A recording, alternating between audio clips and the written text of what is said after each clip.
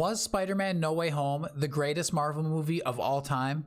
Yeah, probably. Was it the best Spider-Man movie of all time? Not ready to go there yet, but it's definitely got consideration. What's going on, y'all? My name is Jay Tim, and I was able to see Spider-Man No Way Home on opening night.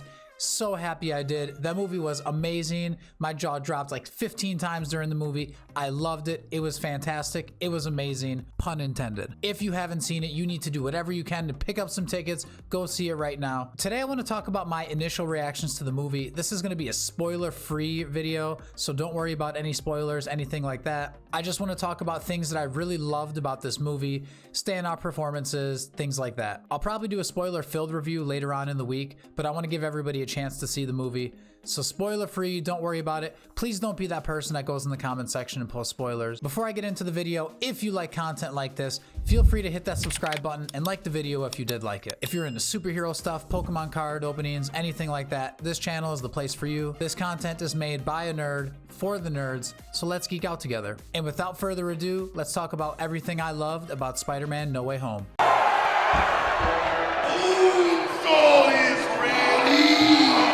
All right, first thing I want to talk about in this movie, standout performances.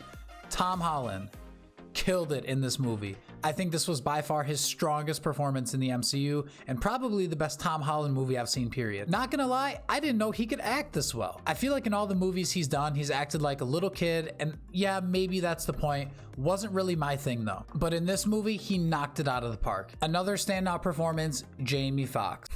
Jamie Foxx. Great first name, let me tell you. I feel like he was probably the weakest of all the villains in the previous Spider-Man movies, but Jamie Foxx definitely got his redemption in this movie. He got a little bit more character development in my opinion. He got a chance to really shine, and I definitely liked his character as a whole way more in this one than in The Amazing Spider-Man 2. As far as characters from the Tom Holland Spider-Man movies, I feel like they pretty much all had their strongest performances to date as well. A lot of standout performances, but to me, the ones that are sticking out right now, Tom Holland and Jamie Foxx. Something I loved about this movie was the emotions. The emotional moments work, and yes, there are a lot of emotional moments. I'm in a glass case of emotion! You feel things in this movie. There are moments of genuine happiness, sadness, surprise, curiosity. I feel like this movie checks all the boxes as far as emotions go, and it does it at a very high level. One of the big things with the Tom Holland Spider-Man movies is I didn't think that they did emotions that well.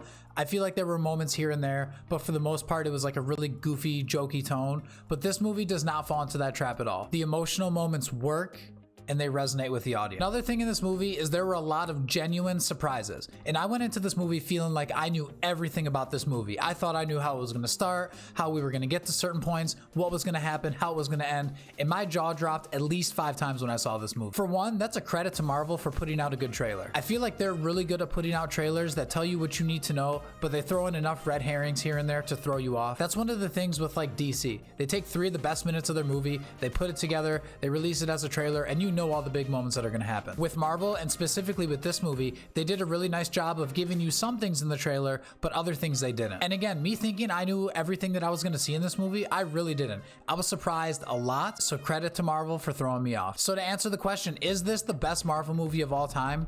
I've only seen it once. I'm going again tonight, so maybe I'll give you a better answer next week. As far as my reaction right now, I think yes, it is the best Marvel movie ever made. For sure, it's better than Avengers Endgame. I can tell you that with confidence right now. I still don't know if it's better than Infinity War, but it's definitely close. I'm not ready to make that distinction just yet. Now, is it the best Spider-Man movie of all time? That's a different question. There are a lot of Spider-Man movies out there.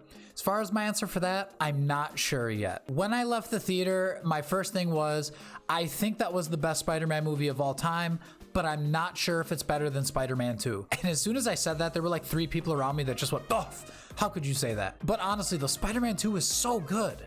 So I don't know if I'm ready to quite put it ahead of Spider-Man 2, but it's definitely close. Right now, I think I can see myself with the 3-way tie between Spider-Man 2, Into the Spider-Verse, and No Way Home, all fighting for that top Spider-Man spot. And I do think after I see it a couple more times and digest everything there is in that movie, I do think it's got consideration to take that top spot.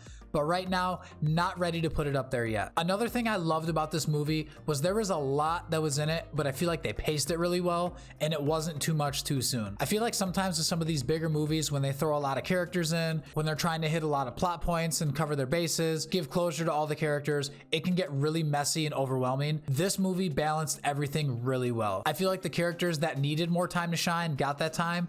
The characters that needed to take a backseat a little bit did so in a way that didn't make them feel like they were total afterthoughts. And overall, it was a well-paced, well-told story. I loved this movie. It was so good. 10 out of 10, 5 stars. Give it all the accolades, the trophies, the flowers, the webs. This movie was great. It was awesome. I'm so excited. I'm gonna see it again tonight. I can't wait. I'm probably gonna see it a third time and a fourth. Not 3, not 4, not 5, not 6, not 7. But for real, you need to see Spider-Man No Way Home. Go ahead, get your tickets, go see it. I'm gonna do a review next week, full of spoilers. I'm gonna talk about my favorite moments from the movie next week. I'm gonna talk about my reactions to some of the big scenes. But for now, these are my initial thoughts about Spider-Man No Way Home. I wanna know, spoiler free of course, what did you think if you saw the movie? Go ahead, let me know in the comment section what you thought. Again, if you like content like this, feel free to hit that subscribe button. If you like superheroes, Pokemon, stuff like that, this channel is the place for you. But now I'm gonna go and edit this video and rush to get it on the internet. All right, talk to y'all later. Peace.